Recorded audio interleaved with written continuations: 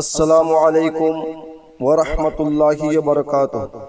আগামী কাল 24 জানুয়ারি রোজ শুক্রবার বেলা 2 ঘটিকা হইতে রাত্রি 1 ঘটিকা পর্যন্ত হুজুর গৌসে আজম রহমতুল্লাহি আলাইহি ও ইমাম আহলে সুন্নাত হযরত শাহ ইমাম আহমদ রাজা খা রহমতুল্লাহি আলাইহির ইসালে সওয়াব উপলক্ষে রামনগর বাগেরকুনা যুব সমাজের উদ্যোগে এক বিরাট ওয়াজ মাহফিলের আয়োজন করা হইয়াছে।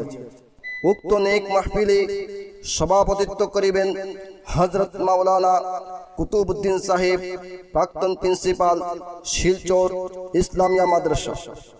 প্রধান অতিথি হিসাবে উপস্থিত থাকিবেন আলহাজ সলিম আত্তারি সাহেব, মুবল্লিগে দাওয়াত ইসলামী, মহারাষ্ট্র, মুম্বাই। মুখ্য অতিথি হিসাবে উপস্থিত থাকিবেন মোহাম্মদ শব্বির আত্তারি, মুবল্লিগে দাওয়াত ইসলামী, কলকাতা।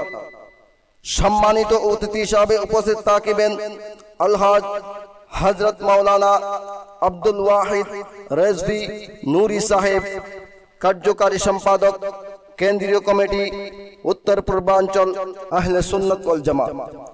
বিশেষ অতিথি হিসাবে উপস্থিত থাকিবেন হযরত মাওলানা রফিকুদ্দিন সাহেব, ইমাম, রামনগর টিলাগ্রাম জামা মসজিদ।